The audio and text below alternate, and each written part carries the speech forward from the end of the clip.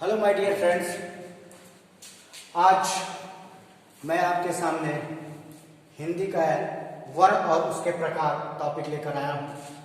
किसी भी प्रतियोगी परीक्षाओं में इस टॉपिक से बहुत सारे प्रश्न आते हैं और वर्ण मैं आपको इस हिसाब से पढ़ाऊंगा कि आपको बिना पेन बिना कॉपी के कंठस्थ हो जाएगा। तो आइए समय की बर्बादी ना करते हुए शुरुआत करते हैं अपने टॉपिक वर्ण। तो वर्ण को हम अक्षर भी कहते हैं। अक्षर यानी अ और क्षर, यानी अ का अर्थ होता है नहीं, अक्षर का अर्थ होता है विनाश, यानी जिसका विनाश ना हो सके या जिसका क्षरण ना हो सके उसे हम अक्षर कहते हैं। दोस्तों, हिंदी अपने 3 विभागों पर विचार करता है: वर्ण विभाग, शब्द विभाग और वाक्य विभाग। तो आज हम वर्ण विभाग के बारे में जानेंगे। वर्ण हिंदी में सबसे छोटी इकाई है जिसे हम वर्ण कहते हैं। वर्ण को हम स्वर और व्यंजन के रूप में जानते हैं। तो आइए देखते हैं वर्ण।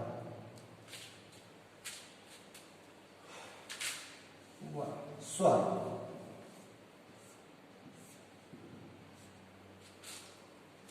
स्वर उन वर्णों को कहते हैं जिन वर्णों को बोलने में हमें किसी अन्य वर्णों की सहायता नहीं लेनी पड़ती है, उन वर्णों को ही हम स्वर कहते हैं।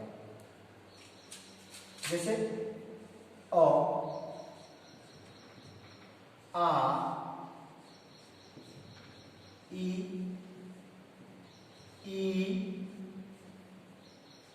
उ,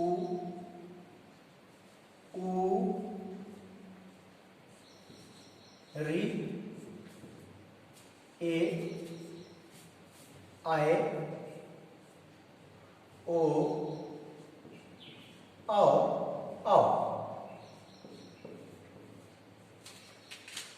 स्वर, स्वरों की संख्या जो 11 है, स्वरों की संख्या 11 है। स्वर उन्हें कहते हैं जिन वर्णों को बोलने में हमें किसी अन्य वर्णों की सहायता नहीं लेनी पड़ती, उन वर्णों को हम स्वर कहते हैं। स्वर के भी 3 भाग हैं। पहला, जिन्हें हम ह्रस्व स्वर कहते हैं। क्या कहते हैं दोस्तों? ह्रस्व स्वर। और ध्यान से देखिएगा दोस्तों, क्योंकि यह टॉपिक आपको किसी परीक्षा में ज्यादा से ज्यादा नंबर लाने में बहुत सफल सिद्ध होगा। ह्रस्व स्वर क्या होता है? ह्रस्व स्वर वे स्वर वर्ण होते हैं जिनको बोलने में हमें सबसे कम समय लगता है, यानी न्यूनतम समय में जो बोले जा सकने वाले स्वर वर्ण है उन्हें हम ह्रस्व स्वर कहते हैं। जैसे अ, ई, उ, औ, री। ह्रस्व स्वर की संख्या 4 है दोस्तों। उसके बाद दूसरा जो भाग है स्वर का, उन्हें हम दीर्घ स्वर के नाम से जानते हैं।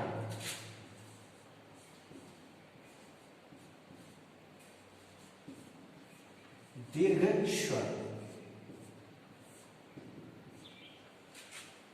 दीर्घ स्वर उन स्वर वर्णों को बोलते हैं जिनको बोलने में हमें कहीं न कहीं ह्रस्व स्वर से ज्यादा समय लगे या ह्रस्व स्वर से दोगुना समय लगे, उन्हें हम दीर्घ स्वर कहते हैं। जैसे आ, ठीक है दोस्तों, आ को बोलने में कम समय लगा, परंतु आ, समय ज्यादा लग रहा है। दूसरा ई, उ, ए, आए, ओ, औ। इन्हें हम दीर्घ स्वर कहते हैं। इनकी संख्या 7। दीर्घ स्वरों की संख्या 7 है दोस्तों। अब बात करेंगे हम तीसरे भाग की स्वर के, जिसे हम पुलुत स्वर के नाम से जानते हैं।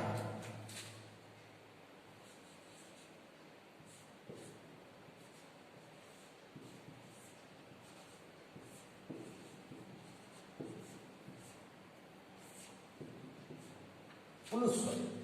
पुलुस स्वर वे स्वर वर्ण होते हैं जिनको बोलने में हमें ह्रस्व और दीर्घ स्वर से ज्यादा समय लगता है, या कह सकते हैं कि ह्रस्व स्वर से 3 गुना ज्यादा समय और दीर्घ स्वर से 2 गुना ज्यादा समय लगता है। इन्हें हम पुलुस स्वर कहते हैं। जैसे देखिए राम, ओम, ये पुलुत के चिन्ह है, तो इन्हें हम क्या कहते हैं दोस्तों? पुलुस स्वर कहते हैं। तो स्वर आपके सामने है 11 स्वर के 3 भाग माने गए हैं, ह्रस्व स्वर, दीर्घ स्वर और पुलुस स्वर। ह्रस्व स्वरों की संख्या 4 होती है, दीर्घ स्वर 7 होते हैं और पुलुस स्वर वे स्वर वर्ण होते हैं जो हमारे बोलचाल या शब्दों में जो स्वर रूपी खिंचाव होता है उसे हम पुलुत कहते हैं। तो आइए अब जानते हैं इसका सबसे महत्वपूर्ण चीज कि इन स्वर वर्णों के उच्चारण स्थान क्या होते हैं, क्योंकि सभी प्रतियोगी परीक्षाओं में सबसे ज्यादा पूछे जाने वाला अगर कोई प्रश्न आता है तो आता है उच्चारण स्थानों से। अब दोस्तों इनके उच्चारण स्थान जानते हैं। उच्चारण स्थान का अर्थ होता है कि जहां से ये वर्ण बोले जाते हैं। जैसे अ और आ का उच्चारण स्थान है कंठ, ई और ई का उच्चारण स्थान होता है दोस्तों तालु, उ और उ का उच्चारण स्थान होता है दोस्तों होस्ट, री का उच्चारण स्थान होता है मूर्धा, ए और ऐ का उच्चारण स्थान होता है दोस्तों कंठ एवं तालु, कंठ एवं तालु या कंठ और होस्ट, कंठ एवं तालु, माफ कीजिएगा, कंठ एवं तालु। ओ और ओ का उच्चारण स्थान है कंठ और होस्ट।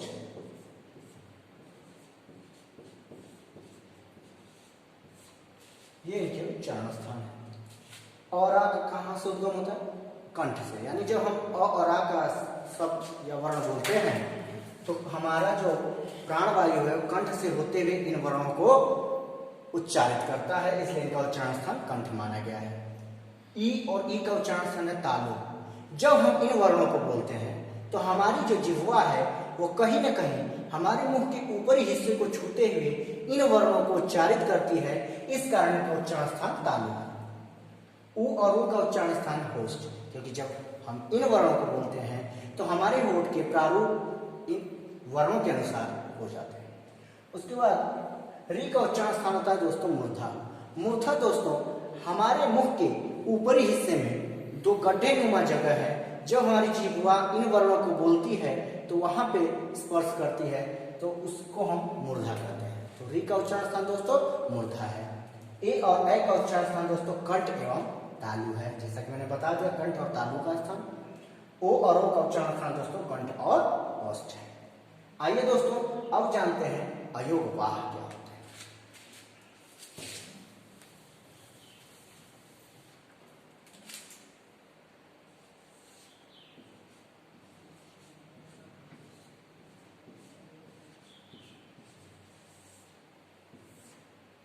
अयोग वाह दोस्तों, अयोग वाह हम अंग और अह को, इन्हें अयोग वाह इसलिए कहा जाता है दोस्तों क्योंकि इनको बोलने में हमें कहीं न कहीं व्यंजनों की सहायता लेनी पड़ती है, इस कारण इन वर्णों को हम अयोग वाह कहते हैं। ठीक है दोस्तों, अब जानते हैं दोस्तों एक चीज और दोस्तों आपको बता दूं, इस बिंदु को अनुनासिक बिंदु कहते हैं और इसको विसर्ग कहते हैं, इतना याद रखिएगा। आइए अब जानते हैं व्यंजन।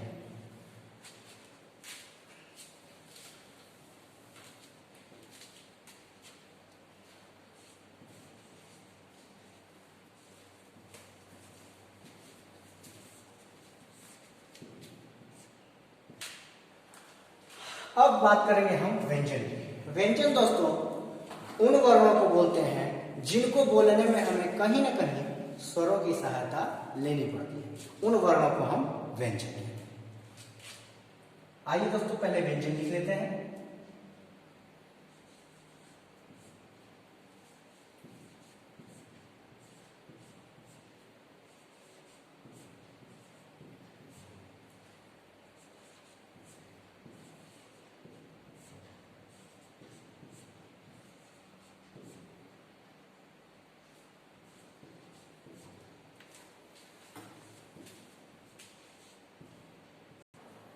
आइए दोस्तों व्यंजन।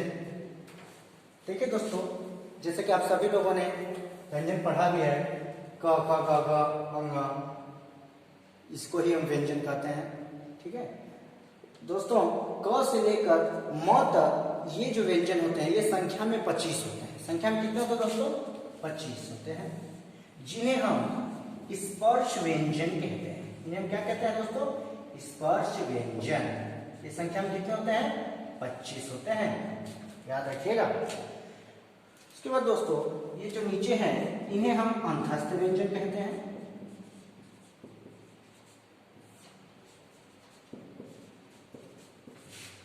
इन्हें हम ऊष्म या संघर्षी व्यंजन कहते हैं।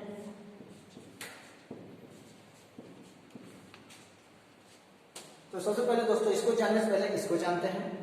देखिए दोस्तों, क से लेकर म तक स्पर्श व्यंजन इसलिए कहा जाता है क्योंकि जब हम इन व्यंजन वर्णों को बोलते हैं तो हमारी जिह्वा उन उच्चारण स्थान को पूरी तरह छूती है जिनसे यह बोले जाते हैं। तो आइए जानते हैं इनका उच्चारण स्थान। तो क से लेकर दोस्तों अग्न तक का उच्चारण स्थान है कंठ। क्या दोस्तों? कंठ। देखिए याद रखिएगा क्योंकि यही है परीक्षा में आना। च से लेकर इ तक का उच्चारण स्थान दोस्तों है तालु। क्या दोस्तों? तालु। त से लेकर ण तक का उच्चारण स्थान है दोस्तों मूर्धा। त से लेकर न तक का उच्चारण स्थान है दोस्तों दंत। और प से लेकर म तक का उच्चारण स्थान है दोस्तों ओष्ठ। ये इनके उच्चारण स्थान है दोस्तों। इसके बाद क से लेकर जो म तक के 25 संख्या में जो वर्ण है व्यंजन वर्ण, इनको 5 वर्गों में विभाजित किया गया है दोस्तों। और इन वर्गों का नाम इनके प्रथम वर्ण के नाम पर रखा गया है। जैसे प्रथम जो क से लेकर अंग तक के वर्ग हैं इन्हें हम कहते हैं क वर्ग। च से लेकर इ तक के जो वर्ग हैं इन्हें हम कहते हैं दोस्तों च वर्ग। आप भी अच्छा, आपको भी पता है।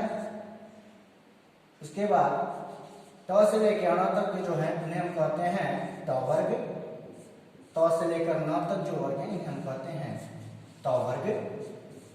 और प से लेकर म तक जो वर्ग है इन्हें हम कहते हैं दोस्तों प वर्ग। ठीक है दोस्तों, इनके वर्ग है। ठीक है दोस्तों, आइए अब बात करते हैं इनके अंदर की जो चीजें हैं। जैसे किसी भी वर्ग के पहले, देखिएगा दोस्तों, पहले, तीसरे और पांचवें वर्ण को हम अल्प प्राण कहते हैं। हाँ दोस्तों, क्या कहते हैं? पहले, तीसरे और पांचवें वर्ण को हम क्या कहते हैं दोस्तों? अल्प प्राण, यानी कम प्राण में बोला जाने वाला अल्प प्राण कहते हैं दोस्तों। और दूसरे और चौथे वर्ण यानी किसी भी वर्ग के दूसरे और चौथे वर्ण को हम महाप्राण कहते हैं दोस्तों। क्या कहते हैं? महाप्राण।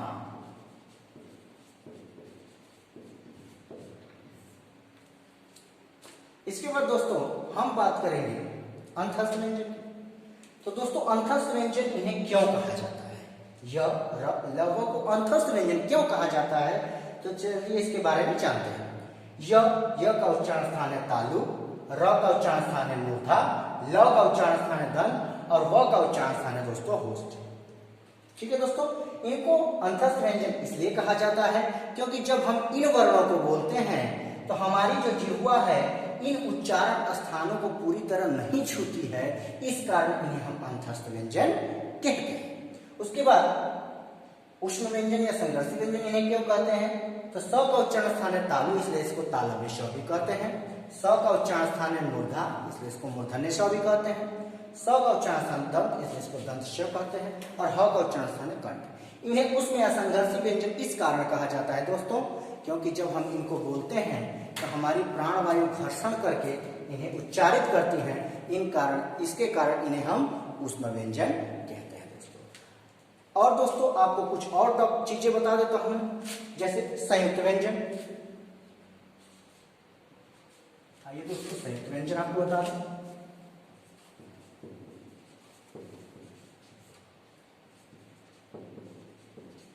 संयुक्त व्यंजन दोस्तों छ, त्र, ज्ञ और श। इन्हें संयुक्त व्यंजन इसलिए कहा जाता है दोस्तों कि कहीं न कहीं ये इन व्यंजनों की सहायता से बने हैं, इस कारण इन्हें संयुक्त व्यंजन कहा जाता है। जैसे छ और रहित क और मूर्धन्य स के योग से बना इसलिए इसे छ कहते हैं। त्र और रहित त और र के योग से बना इसलिए त्र कहते हैं। ज्ञ और रहित ज और इ के संयोग से बना इसलिए ज्ञ कहते हैं।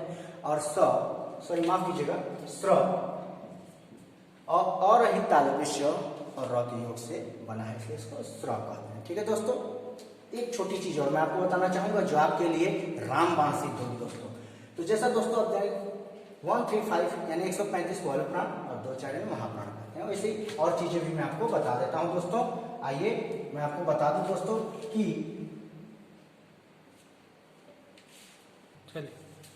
दोस्तों कुल वर्णों की संख्या आपको पता ही होगा 52 है।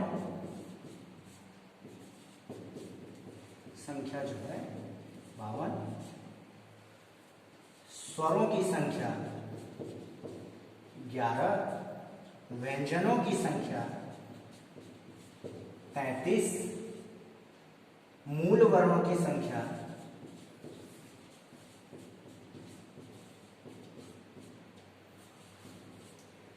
46 और संयुक्त को छोड़कर मूल वर्णों की संख्या, संयुक्त व्यंजन को छोड़कर मूल वर्णों की संख्या होती है दोस्तों 44। ये याद रखिएगा, ये एग्जाम के पॉइंट ऑफ व्यू से बहुत ही इंपॉर्टेंट चीज है, इसको जरूर याद रखिएगा। और मैं आपको पूरी आशा और उम्मीद से कह रहा हूं कि इस टॉपिक को 2 या 3 बार देखने के बाद वर्ण से संबंधित आपको 100% मिल जाएगा। और वर्ण से संबंधित किसी भी परीक्षा में कोई प्रश्न आएगा तो उसे आप जवाब देने में सक्षम होंगे। दोस्तों युवाम एकेडमी के इस चैनल को सब्सक्राइब कीजिए, बेल आइकन को दबाइए ताकि हमारी जो भी नई वीडियो है आपको तुरंत मिलती रहे। और युवाम एकेडमी आपके उज्जवल भविष्य की कामना करता है और आपसे यही बार बार अपील करता है कि मेहनत कीजिए और धैर्य रखिए, क्योंकि सरकारी नौकरी धैर्य से मिलती है दोस्तों। ठीक है दोस्तों, तो आइए युवाम एकेडमी के साथ अगर आपने जुड़ डाला तो आपकी लाइफ चिंगारा। ठीक है दोस्तों, तो इसी के साथ जय हिंद दोस्तों।